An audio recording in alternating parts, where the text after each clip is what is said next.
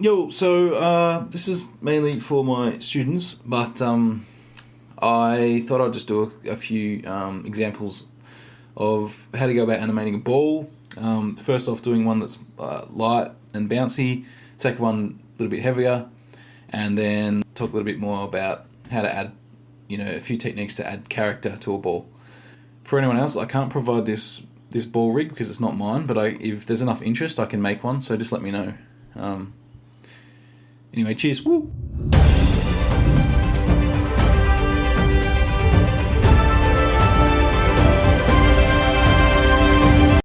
So first off, make sure your ball rig has a move controller, a rotation controller, and a squash and stretch controller. And make sure your squash and stretch controller can be angled independently of everything else. This rig has a tail, so it's going to turn it off for now. I go to the front view, material back on, grab the translate controller, move the ball up, make sure auto key is on down here, and we'll go to frame 1 and press S to set a key. Now we'll go to frame 10 and we'll drag it down on Y so it's on the ground. Type 0 in here and then press S to set a key. Go to frame 30 and set a key, press S. Go back to frame 20, move the ball up, press S. These 3 frames down here is one bounce. So hold shift and drag over these 3 keyframes, right click, copy. On this last frame here, right click, paste. Now I've got 2 bounces. Do the same thing on the end, right click, paste. Same thing on the end, right click, paste. Same thing on this end, right click, paste. Extend the timeline a little bit more so we've got some more room, and right click, paste. So now we've got a whole bunch of bounces doing the same thing. Open up the graph editor, click on translate Y. The up and down translate Y will look like this. Select a keyframe, middle mouse drag to move the key, but hold shift and then move it to constrain it on the up and down axis only. And go through, make the ball gradually descend like this. In here we want to adjust the timing. Shift drag keyframes and gradually bring the frames closer together.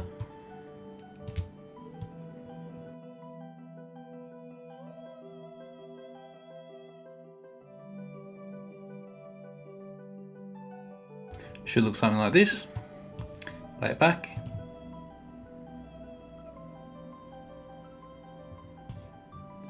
It's way too floaty. Where the ball hits the ground, we need to make sharp points. Select all the keys where it hits the ground. Right click, break tangents. And then right click, choose weighted tangents. Now select the first bounce, press F to focus. Go through and adjust these tangents with the middle mouse button to give it a nice sharp point. And then adjust this one to make it a bit more archy. I don't know the word. Archy.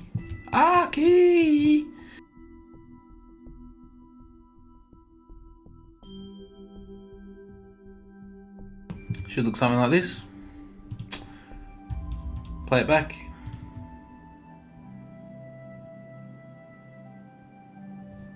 To throw it from one side of the screen to the other, grab the move control, go to say frame 140, move the ball all the way to the side, go back into the graph editor. Now isolate the translate X graph, delete all frames except for the first one and the last one. On the first key, right click, break tangents, and direct that tangent so it goes up. Make sure the last keyframe is flat so it stops. Play it back.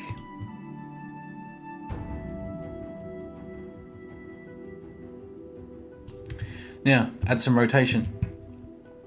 Select the rotation controller, go into rotate mode, press E, go to frame 1, press S to set a key, go all the way to the last frame, and basically rotate the hell out of it, and play it back. Back in the graph editor, isolate the rotate Z, select the first key, right click, break tangents, grab the out tangent, middle mouse drag it down, see if it works.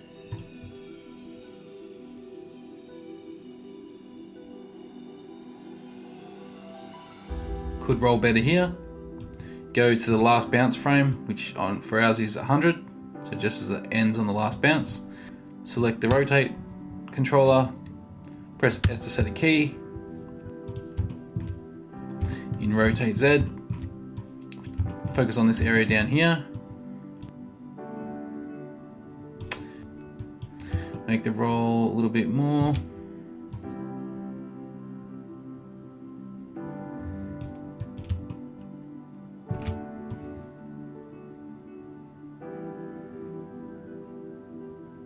Now, make sure that's, just tweak this a little bit so it locks it in. See if that works. Bang.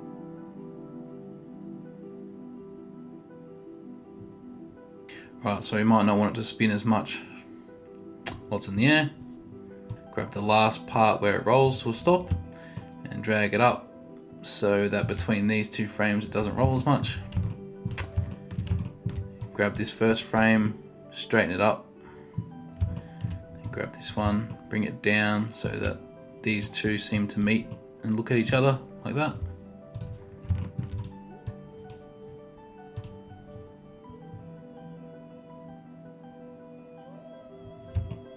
Back in the graph editor, select the rotate controller, hold shift and also select the move controller. Now we'll have all the translate up and down keys and the rotation. Hold control to select both the rotate Z and the translate Y, and then up here you can see everywhere the bounce hits the ground. Go to everywhere where the ball hits the ground, select the rotate track, right click and go insert key. So do this on every place where it hits the ground. Isolate just the rotate Z track. Select all the keys except for the last two and set the tangents to linear. Now we can adjust the speed between each bounce. This area here, between these keys is a second bounce. We can select all the keys after that, drag it down, and now this slope is going to be a lot faster. So the ball will rotate quicker, then it will slow down a little bit. I'm going to speed these ones up a little bit. Play it back, see what it looks like.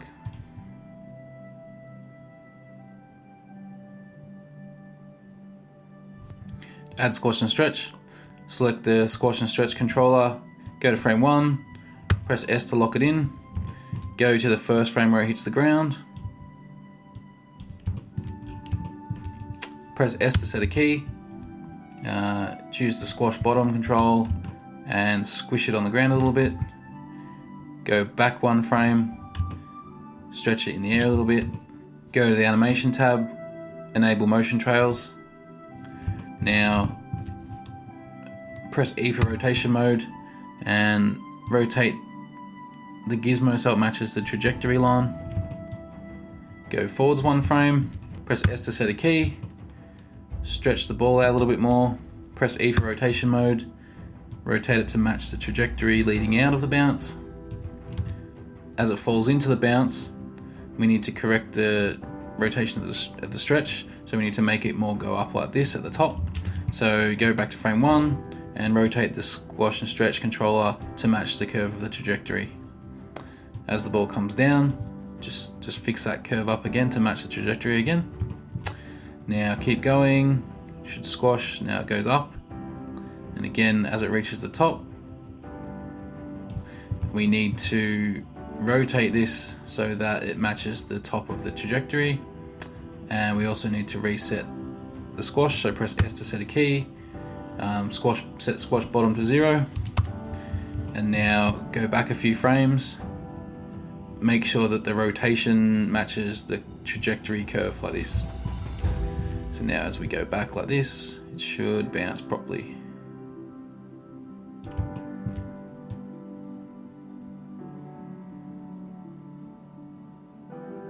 Do the same thing with the next bounce. However, if I press S to set a key, now if I enable squash and stretch, you can see that the bottom squash is over here now. So we need to rotate the squash and stretch controller back so that we can squash it on the ground. Now we can squash it on the ground. Go back one frame, press S to set a key, make it squash up, press E for rotation mode and rotate it the same way as the trajectory. Now as we go back up to the top here, you can see that it's rotating the wrong way. So we'll go right back to where the rotation was set, aligned to the side. We'll go to the next frame.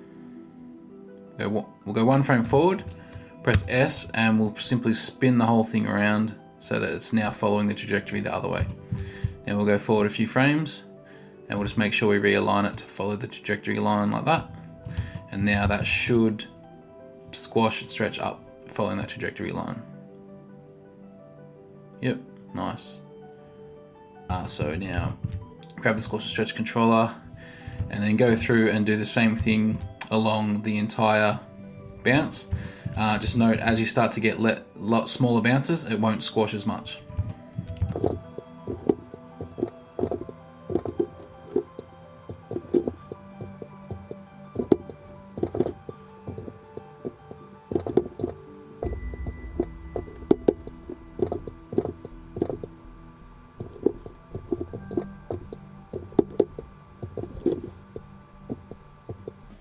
Now we have a problem.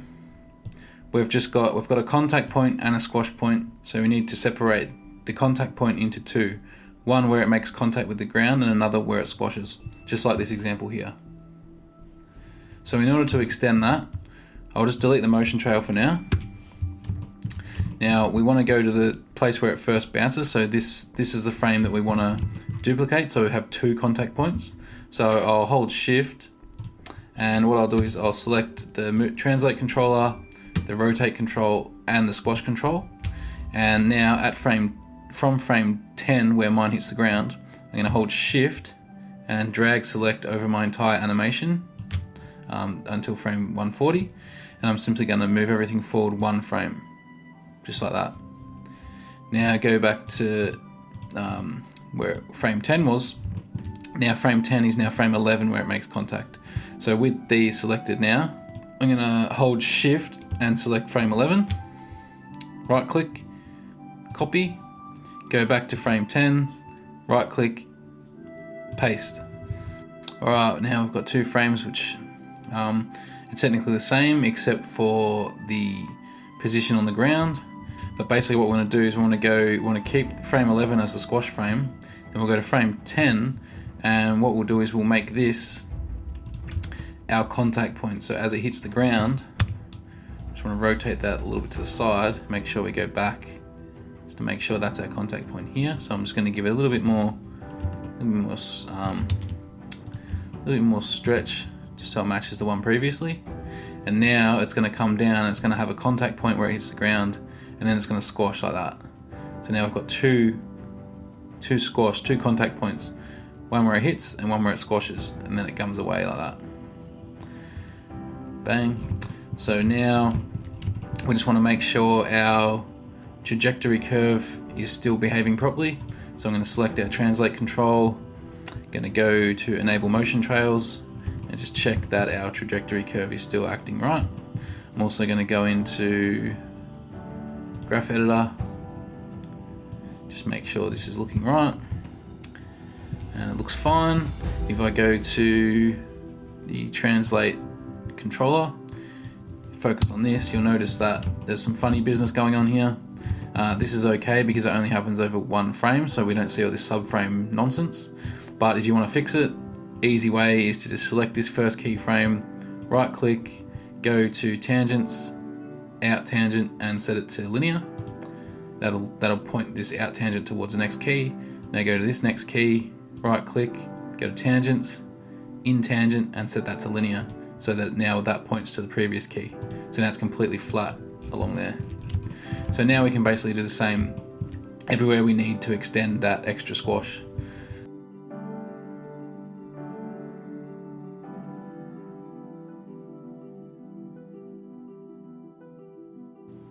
There you go, bang. So we've got the same thing going on there.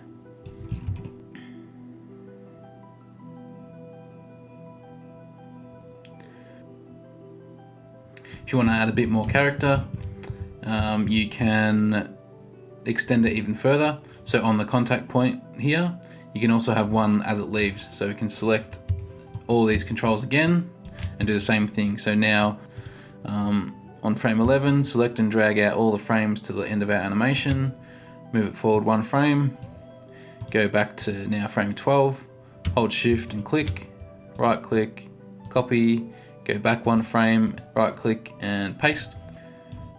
So now we can adjust this next frame, but we can keep it making contact as it leaves the ground. Like that, so it comes down, makes contact, squashes, and then leaves again, like that. So that just keeps on the ground a little bit more, gives a little bit more character. Bloom, bloom, bloom. Probably keep that one like that. And basically you can just add as much character to it as you want, really.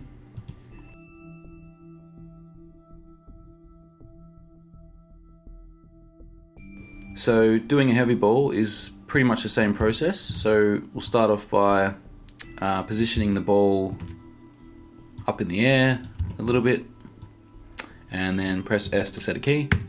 Now we're gonna go to frame 10 and make the ball drop down, and just zero the y-axis here. Then press S to set a key. Now we're gonna make 1 bounce, so we're gonna go to frame 30 and just press S to set a key. Now go back to frame 20 and move the ball in the air again, so it drops and does 1 bounce just like before. Now we're gonna shift drag over these 3 keyframes that have 1 bounce. Right click, copy, go to frame 30, right click, paste.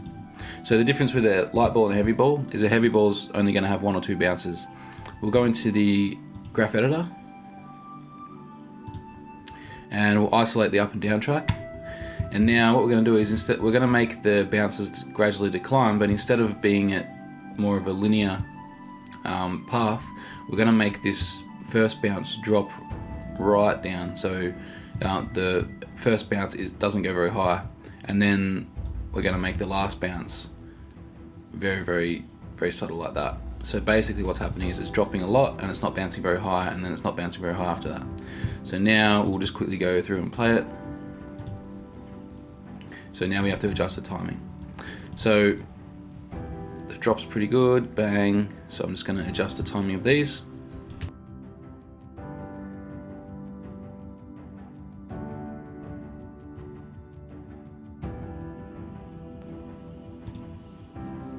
Alright, that should do. So now we've got our main ball dropping. So now we just have to adjust the curves. So go back in the graph editor. Now we'll just we'll focus on this section here, and now we will we'll break all all the hit keys we'll break, and then we'll also set them to weighted tangents. Now we can adjust the curves so it's more like a ball bouncing.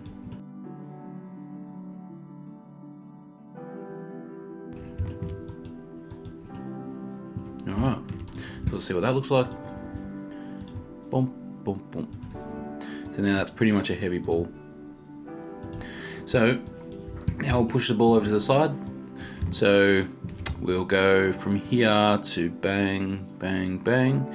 So this time we want it to probably, because it's so heavy, it's probably gonna roll for a long time. So let's go all the way up to a frame 100, and we're gonna push the ball over to here. That's probably enough. So now it's gonna bounce and it's gonna start moving. So what I might do is I also might at the last, so bang, bang, bang. So on this last bounce, I might also move it maybe to here. So it's going to move over and then it's going to start rolling the rest of the way like that. So now we can adjust the track. So isolate the translate X. And then delete all these keys where it stays in the one spot. So we've only got the last bounce and the end point. So this last bounce here, the tangent handles are all screwy. So we can just reset that by clicking on, if we click on auto, then it should set it back to normal. So just up here, this A. Alright, so I'm going to break this first one. Just move that up like this. And then maybe move this one up a bit more like that. So now that's going to go, it's going to get flung forward between these frames. Then it's going to start rolling and come to a gradual stop. So let's just see what that looks like. Alright, so I actually want it to go more like whoop, boom, and then it starts to roll. So I'm going to go more like, put that something like this, and what I'm going to do is, so it's going to sort of be flung. It's not going to go as fast. I'm bringing this back so it doesn't go as far. But you can see it starts off really fast and it starts to slow down as it hits. And then from here, maybe it doesn't roll so far. So I actually might add a new key in here. So let's go, let's actually make this, let's extend the timeline to about there. And let's actually make this come to rest all the way back there, and maybe it goes for a bit longer like this. And now let's add another key, maybe here. It's that key. And I'm going to try and make these ones sort of more linear, I guess you'd say. So that one point there and that one point there. So now, between this is where it just rolls at a constant speed, and then it starts to come to rest.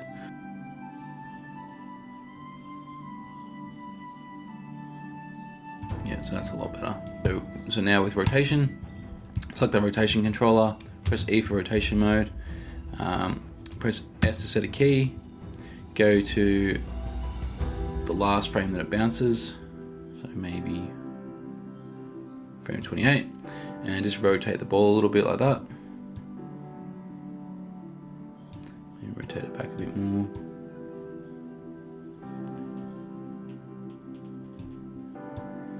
And now go all the way to the end frame, and then press S to set a key, and just rotate the ball around a little bit like that. Alright, so now we'll go in and fix it up. Now we'll isolate the rotate track. Now we'll make this, break the start tangent, and just fix that up so it points to the next key. Just fix that up so it's a little bit straighter. Now let's get the roll distance between these two keyframes and see if that actually matches.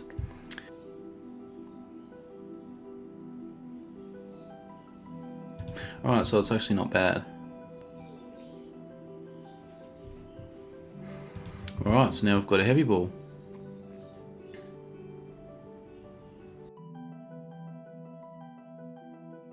Okay, so here's a ball with a little bit more character. So if I play it back now, you can see that it sort of follows a weird path, which doesn't really look like much at first, but it's all there for a reason. So the first thing you can tell is the trajectory that the ball follows is not a normal, it's not like a natural trajectory. It sort of zooms really quick, then it slows down in the air, and then it sort of sucks back down. So that's just a, just a way you can add a little bit more character and make the ball seem more alive, rather than just a natural ball. The next thing you'll notice is that when it hits the ground, it actually stays stuck on the ground for a little bit. And that's on purpose, because I know I'm going to add some squash and stretch here, and I know I'm going to add a lot. So you can see if I actually go through the frames, so if I go 1, 2, that's 1, 2, 3, 4, right, so 4 frames. So this first bounce is actually stuck on the ground for 4 frames. Right, so now I've added some squash and stretch. So we'll play it back.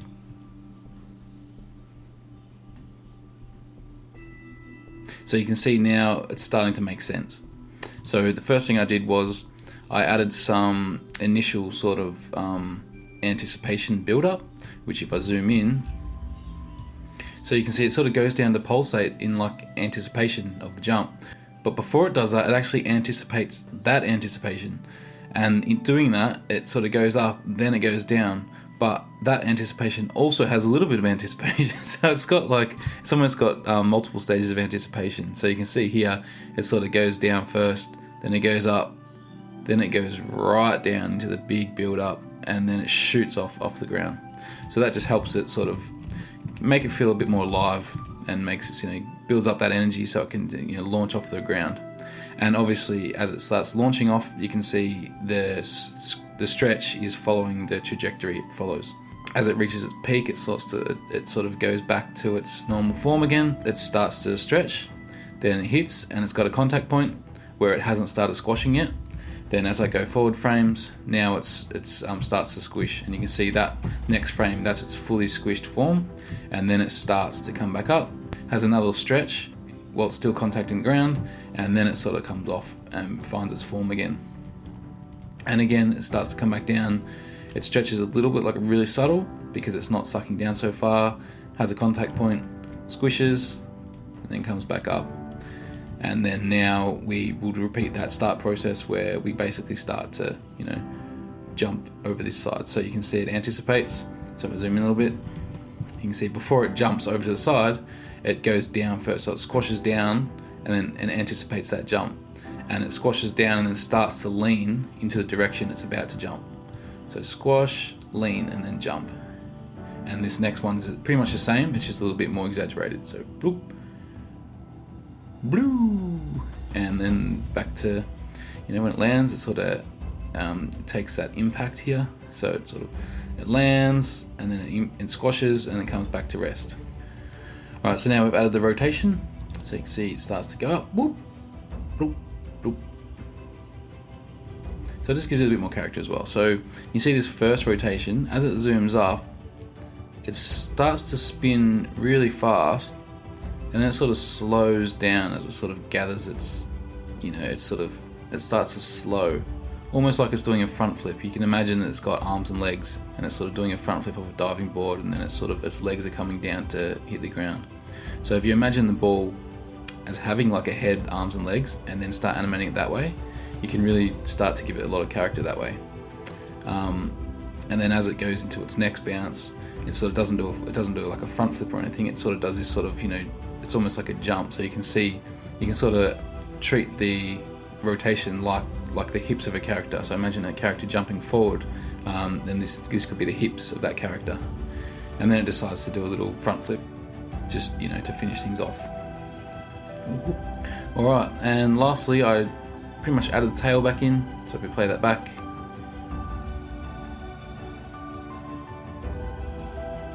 and that's pretty much just the icing on the cake. So obviously, turning a ball into a character, if it has a tail, obviously it's gonna really sell the fact that their ball's alive. But once you end up doing all that sort of stuff, it ends up with a nice little looping character ball thingy that's alive.